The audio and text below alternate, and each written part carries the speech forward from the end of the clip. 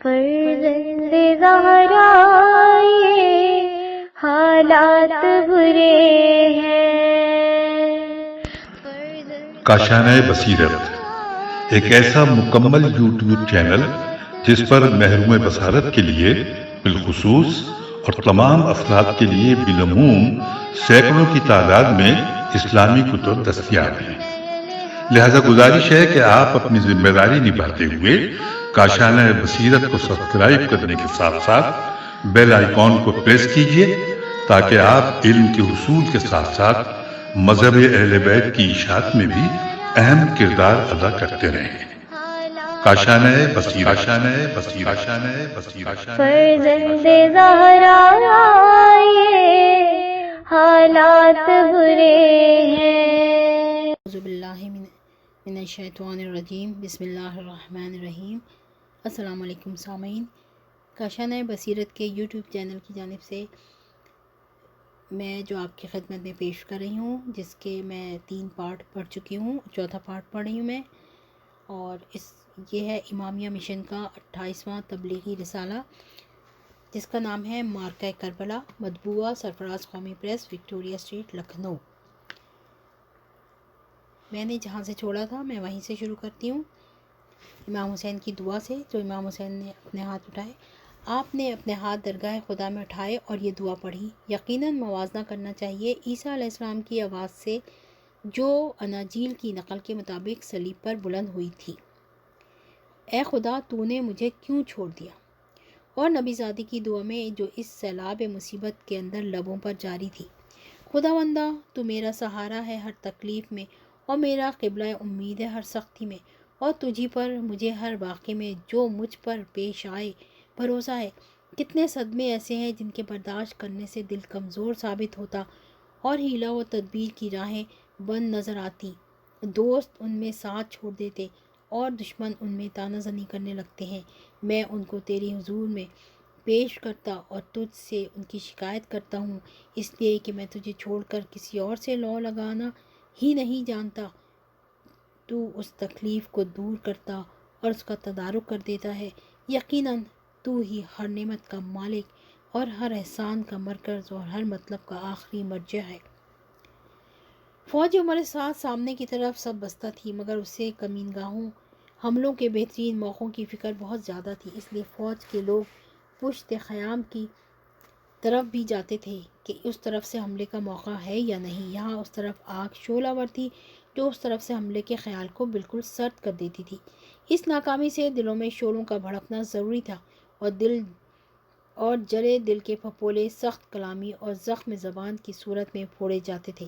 ایسے موقعوں پر اصحاب کو اشتعال کا پیدا ہونا ایک فطری امر تھا، لیکن امام حسین علیہ السلام کی رواداری اور اصحاب کو مشتعل ہونے سے روکتی اور ابتدائی جنگ کرنے سے باز رکھتی تھی۔ اس موقع پر جب آگ بھڑک رہی تھی، ایک سوار سر سے پاؤں تک لوہے میں غرقاب اس طرف سے گزرا، خیموں کے اوپر نظر ڈالی، چاروں طرف آگ شعلہ ور نظر آئی۔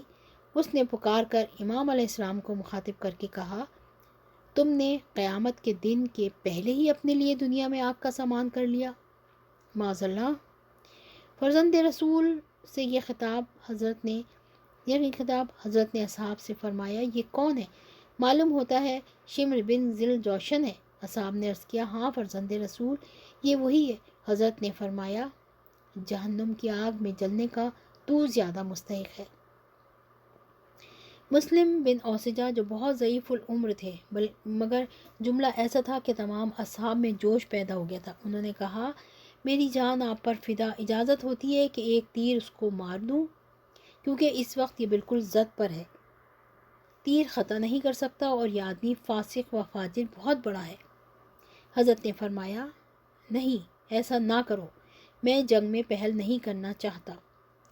دونوں طرف کے لشکر خاموش کھڑے ہوئے تھے۔ اب امام نے چاہا کہ اتمام حجت کر دیں، میدان جنگ کی سواری ہے فرض، مگر ابھی جنگ منظور نہیں، اس لیے حضرت نے ناقہ طلب فرمایا۔ صلح پسندی کا اظہار منظور تھا۔ ناقے پر سوار ہوئے، قرآن منگوایا، اسے اپنے سامنے رکھا، پھر صفوف دشمن کے سامنے آئے، بلند آواز سے جو فوج کے اکثر حصے تک پہنچ سکتی تھی ارشاد فرمایا، صاحبوں، میری بات سنو، جلدی سے کام نہ لو، یہاں تک کہ میں، جیسا کہ میرے ذمے تمہارا حق ہے، تم کو نصیحت کا فرض ادا کر دوں اور میں تمہارے سامنے اپنا عذر پیش کر دوں کہ میں تمہاری جانب کیوں آیا۔ اگر تم نے میرے عذر کو تسلیم کر لیا اور میری بات کو سچا سمجھ لیا اور میرے ساتھ انصاف سے کام لیا تو تم خوش قسمت ثابت ہوگے، اور تمہیں معلوم ہوگا کہ تمہیں میری مخالفت کا کوئی راستہ نہیں ہے۔ اور اگر تم نے میرے عذر کو قبول نہ کیا اور انصاف سے کام نہ لیا تو شوق سے جمع کر لو اپنے شیرازے کو اور اکٹھا کر لو جس کو چاہو، اپنے ہم خیالوں کو، اور کوئی کوشش اٹھا نہ رکھو، پھر پوری طاقت سے میرا خاتمہ کر دو اور مجھے ایک دم کی بھی مہلت نہ دو۔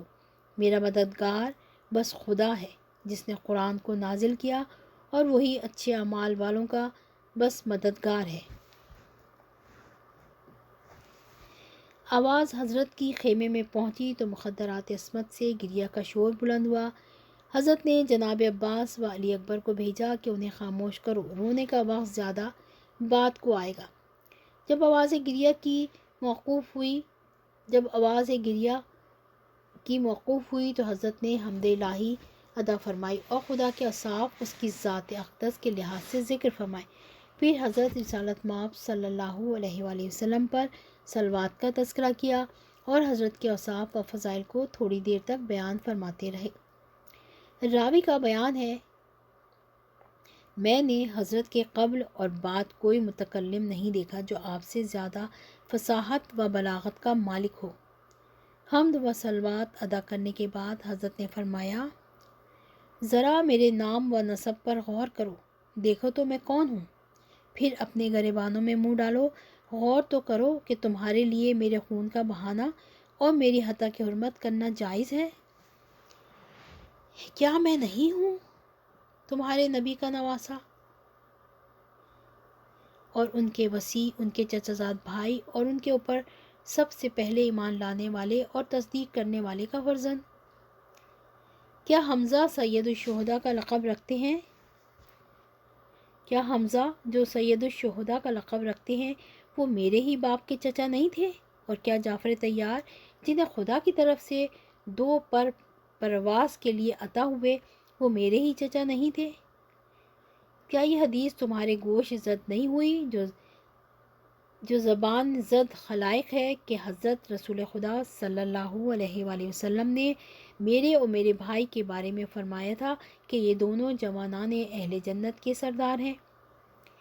اگر تم میری بات کو سچ سمجھتے ہو، اور حقیقت یہ ہے کہ وہ سچ ہی ہے، اس لیے کہ میں جب سے سن تمیز کو پہنچا کبھی میں نے جان بوجھ کر غلط بات نہیں کہی، تو خیر، اور اگر تم میری بات کو غلط سمجھو تو اسلامی دنیا میں ابھی ہیں ایسے اشخاص جن سے اگر تم پوچھو تو وہ بتلا دیں گے۔ پوچھ لو جابر بن عبداللہ انصاری سے، ابو سعید خدری سے، سہل بن سعد سعدی سے، زید بن ارقم سے، انس بن مالک سے، وہ تمہیں بتلائیں گے کہ انہوں نے رسالت مآب صلی اللہ علیہ وآلہ وسلم سے اپنے کانوں سے اس حدیث کو سنا ہے۔ پھر کیا یہ تمہارے لیے میری خونریزی سے روکنے کے لیے کافی نہیں ہے؟ شمر نے کلام قطع کیا اور بول اٹھا، میں خدا کی عبادت ایک حرف پر کرتا ہوں، اگر سمجھ میں میری آتا ہے کہ تم کیا کہہ رہے ہو۔ قرآن میں منافقین کی نسبت ہے، شمر کا مقصود ہے کہ میں مسلمان نہیں منافق ہوں، اگر کچھ سمجھتا ہوں کہ آپ کیا کہہ رہے ہیں۔ حبیب نے مظاہر نے کہا، بخدا میں جانتا ہوں کہ تو خدا کی عبادت 70 حرفوں پر کرتا ہے، یعنی انتہائی مکار اور عبادت کے معاملے میں فریبی ہے، ایک بات پر قائم نہیں رہتا ہے، اور میں گواہی اس کی بھی دیتا ہوں کہ تو سچ کہتا ہے، تیری کچھ سمجھ میں نہیں آتا کہ حضرت کیا کہہ رہے ہیں، خدا نے تیرے دل پر مہر لگا دی ہے۔ امام علیہ السلام نے پھر سلسلہ تقریر جاری کیا، فرمایا، اگر تمہیں اس حدیث کی صحت میں پھر بھی شک ہے تو کیا اس میں بھی شک ہے کہ میں تمہارے رسول کا نواسا ہوں؟ خدا کی قسم، مشرق و مغرب عالم میں کوئی نبی کا نواسا میرے سوا موجود نہیں ہے، نہ تم میں اور نہ تمہارے سوا دوسرے ملل و اقوام میں، بس میں ہوں جو خاص تمہارے نبی کا نواسا ہوں۔ ذرا بتاؤ تو صحیح کہ میرے قتل پر کیوں آمادہ ہوئے ہو؟ کیا کسی اپنے مقتول کا بدلہ لینا چاہتے ہو جسے میں نے قتل کیا ہے؟ یا کسی اپنے مال کا مطالبہ رکھتے ہو جسے میں نے تلف کر دیا ہے؟ یا کسی زخم کا قصاص چاہتے ہو؟ ایک خاموشی سی چھائی رہی اور کسی نے کچھ جواب نہ دیا۔ حضرت نے خاص طور سے شبس بن ربعی، حجار بن اجبر، قیس بن اشس، یزید بن حارث کو آواز دی، جو حضرت کو ایک خصوصی مکتوب تحریر کر چکے تھے۔ فرمایا، کیا تم نے مجھے نہیں لکھا تھا کہ میوے پختہ و رسیدہ اور کھیتیاں سرسبز و شاداب اور چشمے لبریز و پایاب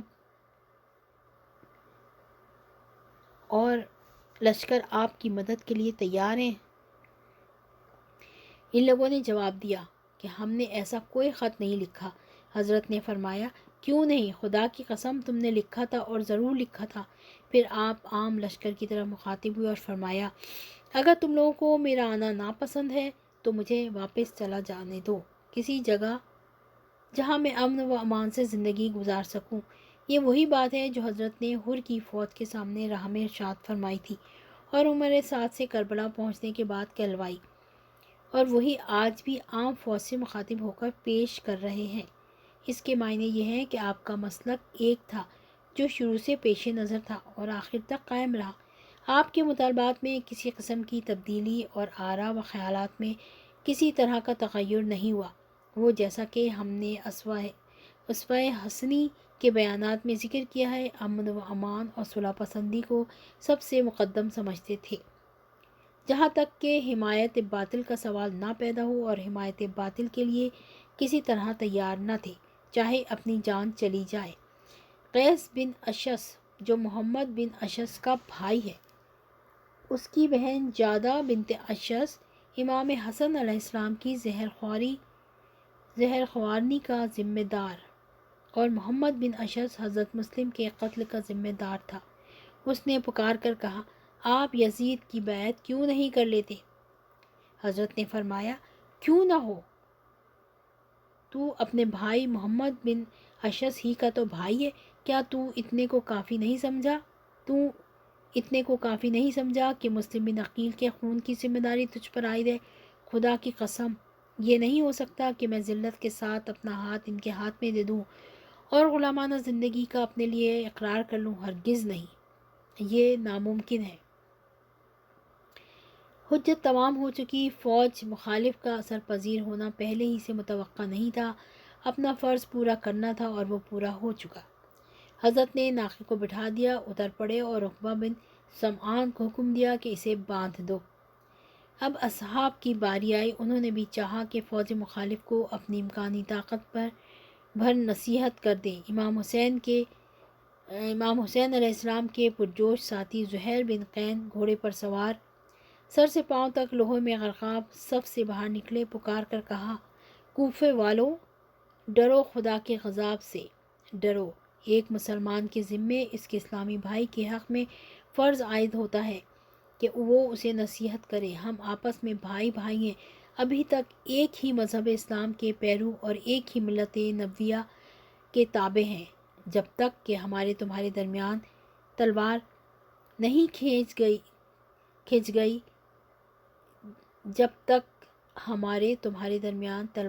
کھنچ گئی ہے، تم ابھی ہماری طرف سے نصیحت کے مستحق ہو۔ بے شک جب تلوار چلنے لگے گی اس وقت اسلامی رشتہ داری ختم اور ہم ایک امت اور تم دوسری امت ہو جاؤ گے۔ یقیناً خدا نے ہماری اور تمہاری آزمائش کی ہے اپنے نبی محمد مصطفیٰ صلی اللہ علیہ وآلہ وسلم کی اولاد کے ذریعے سے، تاکہ وہ دیکھے کہ ہم ان کے ساتھ کیا کرتے ہیں اور تم کیا سلوک اختیار کرتے ہو۔ ہم تم کو دعوت دیتے ہیں کہ ان کی مدد کرو اور عبید اللہ بن زیاد کا ساتھ چھوڑ دو۔ یزید اور ابن زیاد سے تم کو ان کی تمام سلطنت کی عمر بھر سوائے برائی کرنے کے کوئی اچھا سلوک نظر نہ آئے گا۔ وہ تمہاری آنکھوں میں سلائیاں پھرواتے، تمہارے ہاتھ پاؤں قطع کرتے اور تم کو مسلح کرتے، تم کو سولیوں پر چڑھاتے اور تمہارے اچھے حفاظ قرآن مثلاً حجر بن عدی اور ان کے ہمراہیان اور ہانی بن عروہ وغیرہ ایسے اشخاص کو قتل کرتے رہے ہیں۔ کوفے والے سلطنت کے ہوا خواہ اور خوشامدی اشخاص نے زہیر کو برا کہنا شروع کیا اور ابن زیاد کی تعریفوں کے پل باندھ دیے اور کہا ہم اس وقت تک دم نہ لیں گے جب تک تمہارے سردار اور ان کے ساتھیوں کو قتل نہ کر دے یا گرفتار کر کے ابن زیاد کے پاس لے جائیں۔ زہیر اس کے بعد بھی خاموش نہ ہوئے اور ہدایت کرتے رہے، یہاں تک کہ شمر نے تیر لگایا اور کہا بس خاموش، خدا تیری زبان کو خاموش کرے۔ زہیر نے تیر کی کوئی پرواہ نہیں کی اور شمر سے مصروف کلام ہو گئے، شمر کے اس کہنے پر کہ دیکھو تھوڑی دیر میں تم اور تمہارے سردار سب قتل ہوا چاہتے ہیں۔ زہیر نے بڑی جگرداری اور قوت ایمانی کے ساتھ کہا تو مجھے موت سے خوف دلاتا ہے، خدا کی قسم مرنا ان کے ساتھ مجھے تم لوگوں کے ساتھ زندگی جاوید حاصل کرنے سے زیادہ محبوب ہے۔ اس کے بعد پھر لشکر کی طرف مخاطب ہو گئے اور کہا اے اللہ کے بندو، ایسے بندگان زر کے کہنے میں نہ آؤ، خدا کی قسم پیغمبر خدا کی شفاعت ان لوگوں کو کبھی نصیب نہیں ہو سکتی جنہوں نے پیغمبر خدا کی اولاد کا خون بہایا اور ان کے مددگاروں کو قتل کیا ہو۔ امام حسین علیہ السلام نے یہ دیکھ کر کہ باتوں کا جواب تیر سے مل رہا ہے اور اتمام حجت کا فرض ادا ہو چکا ہے، کسی کو پکار کر کہلوایا کہ زہیر واپس چلے آؤ۔ اگر مومن آل فرعون نے اپنی قوم کو نصیحت کر دی تھی اور اس فرض کو ادا کر دیا تھا تو یقیناً تم بھی اپنے فرض سے سبکدوش ہو گئے اور تم نے نصیحت کے حق کو ادا کر دیا، مگر نصیحت و تبلیغ کا کوئی فائدہ بھی تو ہو۔ اس آواز کو سن کر زہیر واپس چلے آئے۔ ان ہدایات کا، ان مواعظ کا، ان نصیحتوں کا دشمن کی فوج پر اثر کیا ہوتا؟ محبت دنیا میں اندھی آنکھیں کسی چراغ کی روشنی سے فیضیاب ہونے پر تیار نہیں تھی۔ بے شک حر بن یزید رہائی جو امام حسین علیہ السلام کا سدراہ ہوا تھا اور گھیر کر کربلا لایا تھا، صلح پسندانہ طرز عمل اور حقیقت افروز بیانات و نصائح سے متاثر ہوئے بغیر نہ رہا۔ وہ آج ضمیر کی ہدایت سے مجبور ہو گیا، عمر سعد کے پاس آیا اور کہا کیا تم ان سے واقعی جنگ کرو گے؟ عمر سعد نے کہا بے شک، خدا کی قسم ایسی سخت جنگ جس کا کم از کم نتیجہ یہ ہے کہ سروں کی بارش ہو اور ہاتھ کٹ کٹ کر زمین پر گرے۔ حر نے کہا کیا اتنے مطالبے جو حسین علیہ السلام نے پیش کیے ان میں سے کوئی تم لوگوں کے نزدیک منظوری کے قابل نہیں ہے؟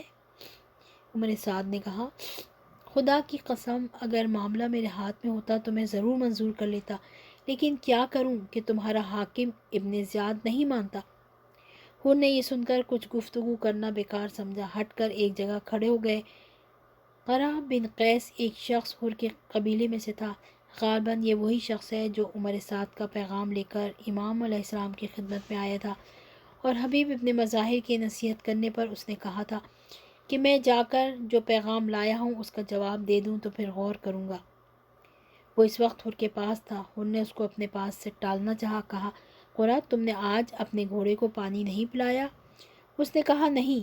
کہا تو پھر پلاؤ گے نہیں؟ قرے کو احساس ہوا کہ حر مجھ کو اپنے پاس سے ٹالنا چاہتے ہیں اور شاید جنگ سے علیحدہ ہونا منظور ہے اور یہ اندیشہ ہے کہ میں مخبری نہ کروں۔ اس نے کہا کہ اچھا جاتا ہوں، پانی پلائے لاتا ہوں۔ قرہ بن قیس کا بیان تھا کہ اگر حر مجھ سے یہ بتلا دیتے کہ میں امام حسین علیہ السلام کی طرف جا رہا ہوں تو میں بھی یقیناً ان کے ساتھ ہو لیتا اور نکل جاتا۔ یہ کہنے کی باتیں ہیں اور خواہ مخواہ کے عذر ہیں جو وقت نکلنے کے بعد پیش کیے جاتے ہیں، ورنہ حر کے بے کہے ہوئے چلے جانے پر بھی قرہ کے لیے راستہ بند نہیں ہو گیا تھا اور وہ جانا چاہتا تو چلا جاتا۔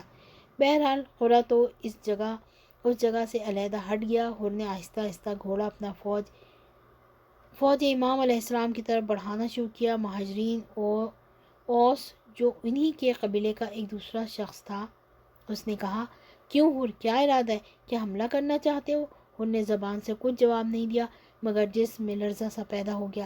مہاجر نے کہا حر یہ تمہاری کیا حالت ہے؟ میں نے تمہاری کسی موقع پر یہ حالت نہیں دیکھی۔ اگر مجھ سے پوچھا جاتا کہ کوفے میں سب سے زیادہ بہادر کون ہے تو تو میں تمہارے سوا کسی کا نام نہ لیتا، مگر میں اس وقت تمہاری عجیب حالت دیکھ رہا ہوں، آخر یہ کیا ہے؟ حور نے کہا، میرے سامنے اس وقت جنت اور دوزخ کا سوال درپیش ہے، میں تو جنت پر کسی چیز کو مقدم نہ سمجھوں گا، چاہے مجھے ٹکڑے ٹکڑے کر دیا جائے اور آگ میں جلا دیا جائے۔ یہ کہتے ہی گھوڑے کو چابک لگایا اور لشکر امام حسین علیہ السلام میں پہنچ گئے۔ رحم دل امام علیہ السلام اپنی جگہ پر کھڑے ہوئے تھے۔ حور خدمت میں حاضر ہوا، عرض کیا، میری جان آپ پر نثار، اے فرزند رسول، میں وہی مجرم ہوں جس نے آپ کو واپس جانے سے روکا تھا اور آپ کے ساتھ ساتھ رہا تھا، یہاں تک کہ آپ کو اس جگہ ٹھہرنے پر مجبور کیا۔ اس خدا کی قسم، اس کے سوا کوئی معبود برحق نہیں۔ مجھے یہ گمان ہرگز نہیں تھا کہ یہ لوگ آپ کے تمام شرائط کو جو آپ پیش کریں گے مسترد کر دیں گے اور نوبت یہاں تک پہنچے گی۔ میں نے اپنے دل میں خیال تھا کہ کیا حرج ہے میں ایک حد تک ان لوگوں کے ساتھ ملا رہوں اور یہ ظاہر نہ ہونے دوں کہ میں ان کی عدول حکمی پر آمادہ ہوں، پھر یہ لوگ ان شرائط کو تو قبول کر ہی لیں گے جو امام حسین علیہ السلام ان کے سامنے پیش کرنا چاہتے ہیں، اور خدا کی قسم اگر مجھے معلوم ہوتا کہ یہ لوگ ان شرائط کو آپ کے منظور نہ کریں گے تو میں کبھی آپ کے ساتھ یہ طرز عمل اختیار نہ کرتا۔ اچھا، اب میں حاضر ہوا ہوں، انتہائی شرمسار، توبہ کرتا ہوں اپنے گناہ سے خدا کی بارگاہ میں، اور شرکت کرتا ہوا آپ کی مصیبت میں اپنی جان کے ساتھ، یہاں تک کہ آپ کے قدموں پہ اپنی جان نثار کر دوں۔ کیا اس طرح میری توبہ قبول ہو سکتی ہے؟ حور کے الفاظ میں صداقت تھی، دل کی دھڑکن کا اثر آواز کے ارتعاش سے ظاہر، اور خون کی رفتار سست ہونے کا نشان چہرے کی زردی سے نمایاں تھا۔ رحم دل امام علیہ السلام کو اس کا یہ اضطراب کچھ دیر تک قائم رہنا گوارا نہ ہوا اور بے ساختہ فرما دیا، ہاں ہاں، خدا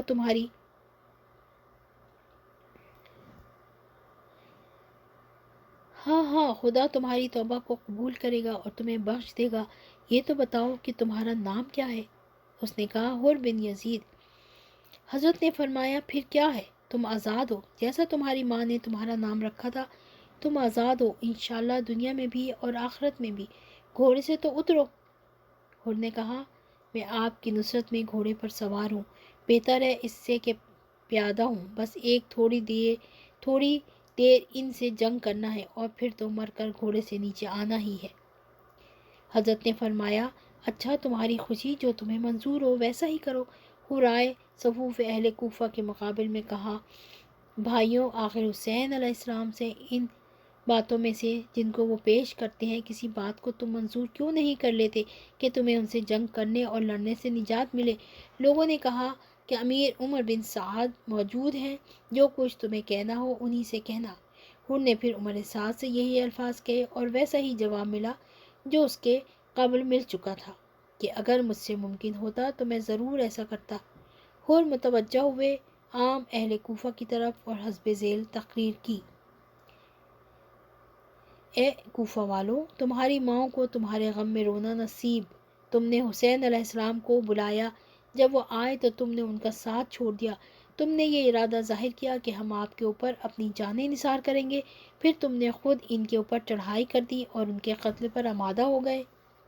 تم نے ان کو روک لیا ہے، ان کے نفس کی آمد و شد کے راستے کو بند کرنے کی کوشش کی ہے اور ان کو چاروں طرف سے گھیر لیا ہے۔ تم نے ان کو خدا کی چوڑی چکلی زمین میں، جہاں وہ اور ان کے اہل بیت امن و امان کی زندگی بسر کر سکیں، جانے سے روک دیا ہے، اور وہ تمہارے درمیان مثل ایک قیدی کے ہو گئے ہیں اور بے بس ہیں۔ تم نے ان کو، ان کے اہل حرم کو، ان کے چھوٹے چھوٹے بچوں کو اور ان کے اصحاب کو بہتے ہوئے فرات کے پانی سے بھی روک دیا ہے، جس میں یہودی، نصرانی اور مجوسی تک سیراب ہوتے، اور عراق کے سور کتے تک آ کر نہاتے اور لوٹتے پوٹتے ہیں۔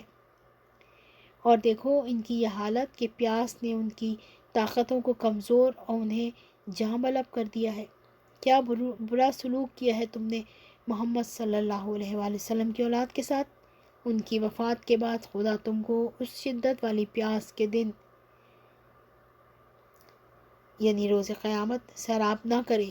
اگر تم ابھی آج ہی اسی دم توبہ نہ کر لو اور اپنے طرز عمل سے پشیمان ہو کر باز نہ آ جاؤ۔ حر بن یزید جو ابھی تھوڑی دیر پہلے اس طرف ایک بڑی تعداد کے رسالے کا افسر تھا اور ہزاروں آدمی اس کے چشم و ابرو کے تابع تھے، اب وہ اپنا مخالف اور دشمن کا یار و مددگار تھا، اس لیے اس کی کوئی بات سننے کے قابل اور کوئی مشورہ قبول کرنے کے لائق نہ تھا۔ کمانیں کڑکی اور تیر چلے اور کچھ لوگوں نے تیروں سے حر کے اوپر حملہ کر دیا۔ حر کو ان کے اثر پذیر ہونے سے مایوسی ہو گئی۔ جنگ پورے طور سے ابھی چھڑی نہ تھی، اس لیے حر وہاں سے ہٹ کر امام علیہ السلام کے سامنے آ کر کھڑے ہو گئے۔ واقعات کا سلسلہ سامنے آ چکا ہے، اس سے یہ نتیجہ نکال لیا جا چکا ہے ہوگا کہ حسین علیہ السلام اپنی جانب سے جنگ کی ابتدا نہیں کرنا چاہتے تھے، وہ برابر ایسی صورتیں پیش کر رہے تھے کہ لڑائی نہ ہو اور خریزی تک نوبت نہ پہنچے۔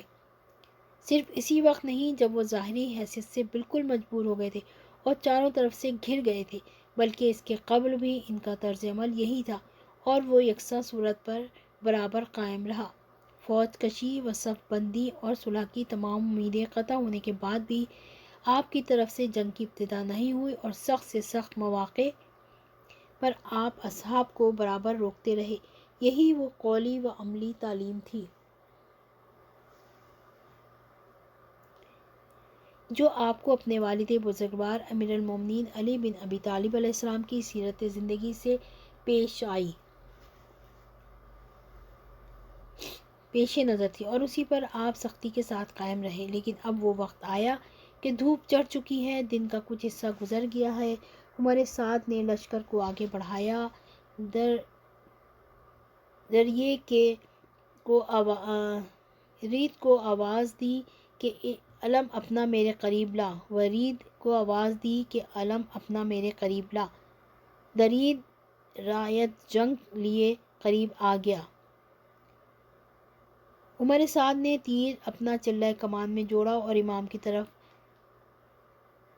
رہا کیا، پکار کر کہنے لگا، گواہ رہنا کہ سب سے پہلا تیر میں نے ہی لگایا ہے۔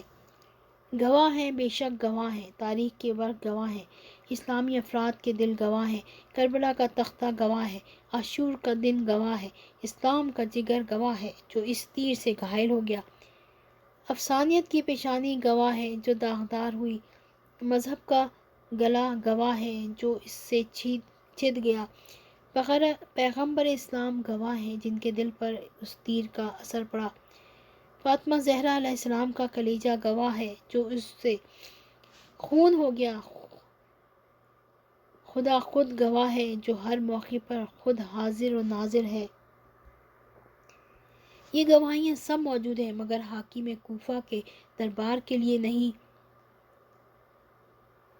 رے کی حکومت کے لیے نہیں، وہ تو بدبخت تیرے مقدر میں ہے ہی نہیں، اس سے تجھے محروم ہونا ہے اور ضرور محروم ہوگا۔ تجھے عراق کے گندم سے حسین علیہ السلام کے بعد، جیسا کہ حسین علیہ السلام نے کہہ دیا تھا، سیر ہونا کر کھانا نہیں نصیب ہوگا، تجھے جیسا تو نے خود آرزو کی تھی، جو بھی کھانا میسر نہیں ہوگا، تجھے دنیا ہی میں بہت کم رہنا نصیب ہوگا۔ گواہیاں ہیں سب، لیکن عذاب ابدی کے لیے، آخرت کی نہ ختم ہونے والی سزا کے لیے، جہنم کے بھڑکتے ہوئے شعلوں کے لیے، وہاں تجھے اگر رے کی حکومت ہی کا لطف ملے، زنجیروں کی کڑکڑاہٹ سے روپیہ اشرفیوں کی جھنکار کا احساس ہو اور آگ کے سنہری رنگ سے طلائی سکوں کا رنگ یاد آئے، قطران کے لباس میں حریر و دیبا کے خلط نظر آئیں تو خوش ہو لینا اور خوب خوش ہونا سمجھ لینا کہ رے کی حکومت ہے جو قتل حسین کا جائزہ و انعام ہے۔ بس یہ تھا آغاز جنگ۔ اب حسین علیہ السلام اور استقلال، ثابت قدمی ہے اور پرجگری حمایت باطل سے علیحدگی ہے اور بات پر مر مٹنا، اب یہ ثابت کرنا ہے کہ ہم جان دیں گے مگر فاسق و فاجر کے بیعت نہ کریں گے، دنیا سے اپنی ہستی کے فنا ہونے پر راضی ہو جائیں گے مگر اسلام کے فنا ہونے پر راضی نہ ہوں گے۔ بے شک اسی ثبات، اسی استقلال، اسی قوت دل، اسی طاقت نفس کے ساتھ حسین نے اس معرکے کو سر کیا جو مجاہد کربلا کے سلسلے میں معرکہ کربلا کے نام سے اسلام کی تاریخ کا سرنامہ اور اہم اقوام کے لیے بہترین تعلیمات کا سرچشمہ ہے۔ علی نقی نقوی، افی اللہ۔ 16 ذی-القعدہ 1353 ہجری۔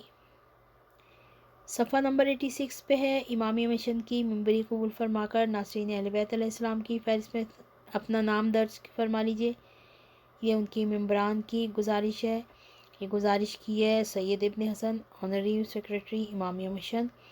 صفحہ نمبر 87 پر کیا ہم جنت البقیع کو بھول سکتے ہیں؟ کیا واقعہ انحناب جنت البقیع فراموش کر دینے کے قابل ہے؟ کیا آپ کے نزدیک جدہ طاہرہ پر جو مظالم ہوئے ہیں ان کے انسداد کی اب ضرورت باقی نہیں ہے؟ کیا اب آپ کو ظالم اور وحشی نجدیوں کے مظالم کے خلاف کسی احتجاج کی ضرورت باقی نہیں ہے؟ کیا آپ کے نزدیک انہدام جنت البقیع کوئی ایسا معمولی واقعہ ہے کہ اس کے متعلق کسی توجہ کی ضرورت اب آپ محسوس نہیں کرتے؟